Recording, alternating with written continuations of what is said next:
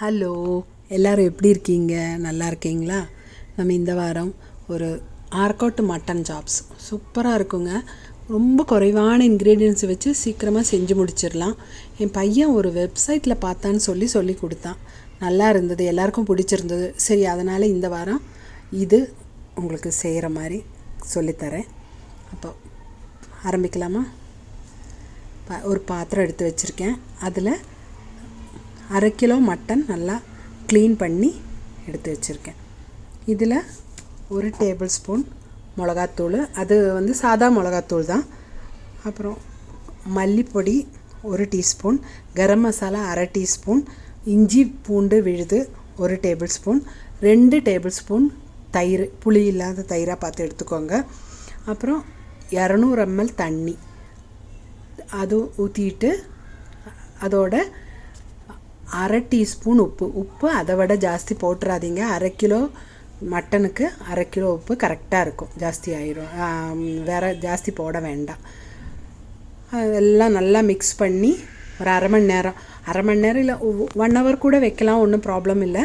நான் இப்போ ஒரு 1/2 மணி நேரம் வச்சுட்டு அப்புறம் இது குக்கரில் சேர்த்து நம்ம 10 விசில் வர வரைக்கும் வேக வைக்கணும். அது ஒரு 1/2 மணி நேரம் இருக்கட்டும். 1/2 மணி நேரம் ஆச்சு. நான் இப்போ எடுத்து குக்கரில் சேர்த்துருக்கேன். இது 10 விசில் வர வரைக்கும் ஸ்டவ்வில் வச்சு நல்லா low to medium flame, high ஃப்ளேமில் வச்சிடாதீங்க, சீக்கிரம் விசில் வந்துட போகுது. அது இருக்கட்டும். எல்லாம் ரெடி ஆயிடுச்சு. 10 விசில் வந்தாச்சு. இனி இதை நம்ம திறந்து பார்க்கலாம். பாருங்கள், எல்லாம் நல்லா வெந்து அந்த மட்டன் பீசஸ் இந்த எலும்புலேருந்து விடுபட்டு வர்ற மாதிரி தான் இருக்குது. அதெல்லாம் வடித்து ஒரு பாத்திரத்துக்கு மாற்றிடலாம்.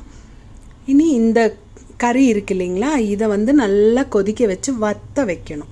அது பாட்டுக்கு சுண்டி வரட்டும்.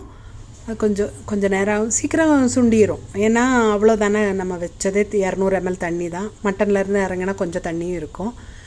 சரி, அது இந்த பக்கம் வச்சுட்டு இனி மிச்ச வேலையை ஆரம்பிச்சிடலாம். ஒரு 1/2 டீஸ்பூன் நெய் தான் இந்த பாத்திரத்தில் கறி துண்டுகள் ஒட்டாமல் இருக்கிறதுக்கு நல்லா தடவி விட்டுட்டு அது மேலே ஒவ்வொரு பீஸாக எடுத்து வச்சிடலாம். நல்லா பரப்பி வச்சுருங்க. 1/2 கிலோ கரெக்டாக இருக்கும். பாருங்கள், சரியாக இருக்குது. அது நல்லா மீடியம் டு லோ ஃப்ளேமில் இது நல்லா வெந்து வரட்டும். இந்த பக்கம் இந்த கறி ஹை ஃப்ளேமிலே வச்சுருங்க, அப்போ சீக்கிரம் சுண்டிடும். பாருங்கள், ஓரளவுக்கு வெந்து நல்லா அந்த முருகலாக வரும்போது திருப்பி போட்டுடலாம். எல்லாம் திருப்பி போட்ட பிறகு நம்ம இந்த கறி இருக்கும் இல்லையா, இதை ஒரு ஸ்பூனில் கொஞ்சமாக எடுத்து இந்த மட்டன் பீசஸ் மேலே கொஞ்சமாக ஊற்றி விட்டுடலாம். பாருங்கள், ரொம்ப குறைவாக தான் இருக்குது, சீக்கிரம் வற்றிடும். பார்த்திங்களா, கொஞ்சமாக அது மேலே விட்டுருங்க.